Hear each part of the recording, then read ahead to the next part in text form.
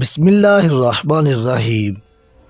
Tell point کے ناظرین السلام علیکم۔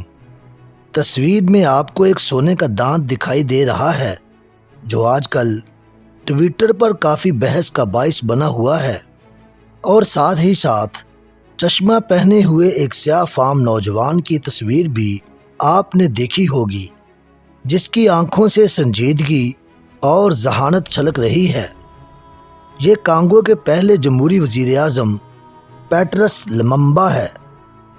جیسے برصغیر برطانیہ کی، الجزائر فرانس کی اور لیبیا اٹلی کی کالونی تھی، ویسے ہی وسطی افریقہ کا علاقہ بیلجیم کی کالونی تھی، جسے کانگو کا نام دیا گیا تھا۔ دوسری جنگ عظیم کے اختتام کے بعد استعماری قوتوں نے افریقہ اور ایشیا کے معاشی استحصال کے لیے جب اپنا طریقہ واردات بدلنا شروع کیا تو جہاں دیگر ممالک برائے نام آزاد ہوئے، وہیں بیلجیم نے بھی کانگو کو آزاد کر دیا۔ عام انتخابات ہوئے اور 34 سالہ پیٹرس لممبا کی جماعت نے پارلیمانی اکثریت حاصل کر لی۔ لممبا افریقہ کی یورپی استعمار سے حقیقی آزادی کے خواہاں تھے اور یورپ کے مقابلے کے لیے افریقی اتحاد کے داعی بھی تھے۔ جون 1960 میں اقتدار کی منتقلی کی تقریب کانگو کے دارالحکومت میں منعقد ہوئی، جہاں بیلجیم کے بادشاہ ہوڈواں نے تقریر کرتے ہوئے کانگو میں بیلجیم کے استعمار کو سیویلائزنگ مشن کا نام دیا، اور 1885 سے اس مقدس مشن کا آغاز کرنے والے اپنے پیش رو لیوپالڈ دوئم کی مدح سرائی بھی کی۔ جواب میں لممبا نے ایک معرکۃ الآراء تقریر کی جو شیڈول کا حصہ نہیں تھی۔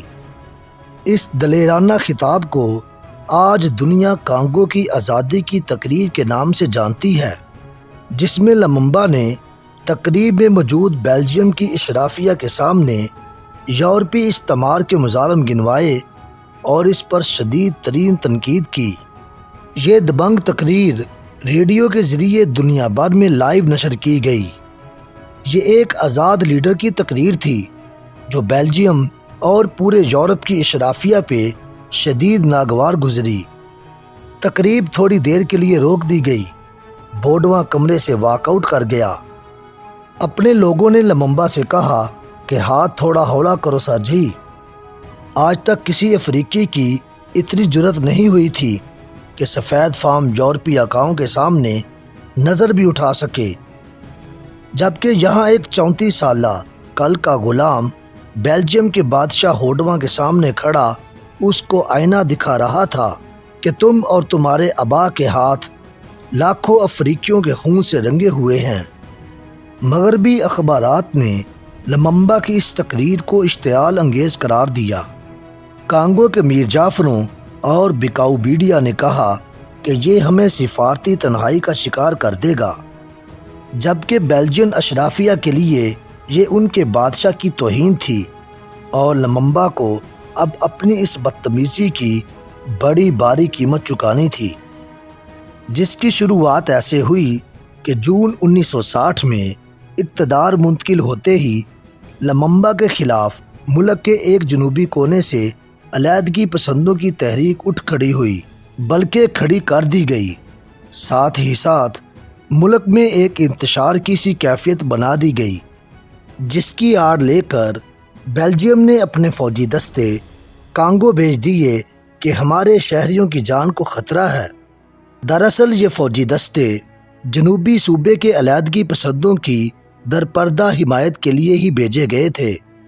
دنیا سرد جنگ کی لپیٹ میں تھی اور امریکہ بہادر کو نظر آ رہا تھا کہ لممبا کانگو اور دیگر افریقی ممالک کو سویت کیپ میں لے جائے گا، اور یہ کہ لممبا کا یورپ کے خلاف رویہ انتہائی غیر لچکدار ہے، لہٰذا امریکی بھی لممبا کی جان کے در پہ ہو گئے، اور یوں ایسی سازشیں کرنے والے تمام دیرینہ کردار اکٹھے ہو گئے۔ ملکی انتشار کا بہانہ بنا کر دنوں میں ہی کانگو کے صدر نے لممبا کی حکومت کو برطرف کیا، جس کے فوراً بعد کانگو کے آرمی چیف موبتو نے مارشل لا نافذ کر دیا۔ پہلے تو لممبا کو گھر میں نظر بند رکھا گیا، جہاں سے وہ بھاگنے میں کامیاب ہو گیا، لیکن چند دن بعد ہی دسمبر 1960 میں اسے اس کی اپنی فوج نے گرفتار کر کے جنوبی صوبے کے علیحدگی پسندوں کے حوالے کر دیا۔ نہ صرف دوران فلائٹ اسے زد و کوب کیا گیا، بلکہ وہاں پہنچتے ہی اسے سرعام مارا پیٹا گیا۔ ایک ماہ بعد 17 جنوری 1961 کی رات اسے فائرنگ اسکواڈ نے گولیاں مار کر ہلاک کر دیا۔ اس کے بے ایمانہ قتل کے وقت وہاں سیٹن نامی ایک بیلجین آفیسر بھی موجود تھا، جس نے لممبا کی لاش کو تیزاب کی مدد سے جلد ٹھکانے لگانے کے لیے کیے گئے آپریشن میں بھی حصہ لیا، اور اس شکار کی یادگار کے طور پر لممبا کا ایک سونے کا مصنوعی دانت اپنے پاس رکھ لیا، جسے آج بیلجیم 60 سال بعد بصد افسوس کانگو کو سپرد کر رہا ہے۔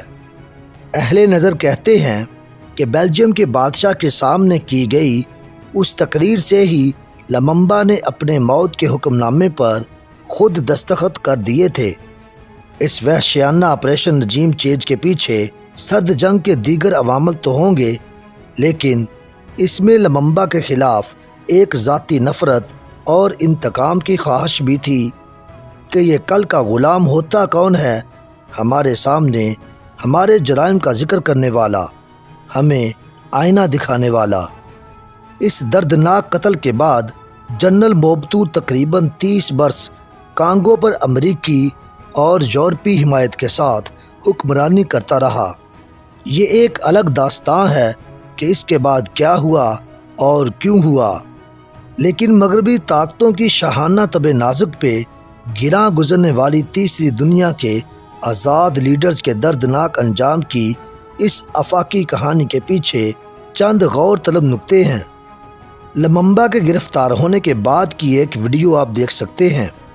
اس میں آپ دیکھ سکتے ہیں کہ اس کی رسیاں کسنے والے، اس کے بال نوچنے والے، اس کو گرفتار کر کے جانوروں کی طرح باندھ کر لے جانے والے سبھی اس کے اپنے ہم وطن کانگو کے رہنے بسنے والے ہیں۔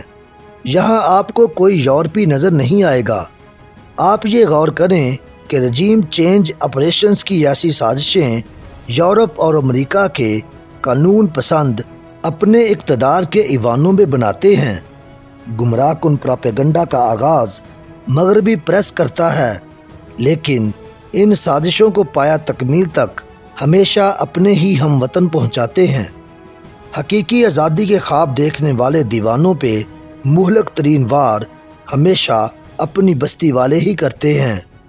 سن 1857 کے مونسون میں دلی کا محاصرہ کرنے والے سپاہیوں کی اکثریت یہیں کے رہنے والوں پر مشتمل تھی۔ ہڈسن اور منٹگمری جیسے انگریز افسروں کے احکام پر عمل کرنے والے سپاہی یہیں پنجاب اور سرحد کے رہنے والے مقامی جوان تھے۔ کیا مغرب کی تقسیم کرو اور راج کرو کی پالیسی آج ختم ہو چکی ہے؟ کیا یہ 50 سال پہلے تک دنیا کو ابترین غلامی کی زنجیروں میں جکڑنے والے یورپی و امریکی آج مہذب ہو چکے ہیں؟ کیا ہم نے پچھلے 20 سالوں میں افغانستان، عراق اور لیبیا جیسے ممالک میں یہی کچھ ہوتے نہیں دیکھا؟ کیا ہم اتنے بھولے اور بلکڑ ہیں کہ سب کچھ بھول چکے ہیں؟ آج بھی وہی کھیل ہے، وہی کھلاڑی ہیں، وہی مظالم ہیں، وہی عزائم ہیں، وہی ذہنیت ہے اور وہی مفادات ہیں۔ بس اب ظاہری لبادے جیسا کہ انسانی حقوق، آزادی اظہار رائے اور جمہوری روایات وغیرہ مزید گہرے کر دیے گئے ہیں۔ لیکن سوال تو ہمیں یہ کرنا چاہیے کہ ہم عوام کیوں اتنے کند ذہن اور اندھے ہیں کہ صرف ان باہر والوں کو مورد الزام ٹھہراتے ہیں، جبکہ سب سے گنونا کردار باہر والے نہیں بلکہ اندر والے اپنے بہن بھائی ادا کرتے ہیں۔ اسی غداری کے نتیجے سے اقتدار ہتھیانے والوں کی لوٹ مار اور انسانی حقوق کی خلاف ورزیوں پہ بعد میں اہل یورپ اور امریکہ ضخیم کتابیں اور تحقیقی مقالے لکھتے ہیں، جنہیں ہم جیسے احساس کمتری کے مارے پڑھتے ہیں اور سر دھنتے ہیں۔ استعمار کا یہ منافقت و غداری کا کھیل اسی آب و تاب سے چل رہا ہے جیسا دوسری جنگ عظیم سے پہلے چل رہا تھا، بس طریقہ واردات مزید باریک کر دیا گیا ہے۔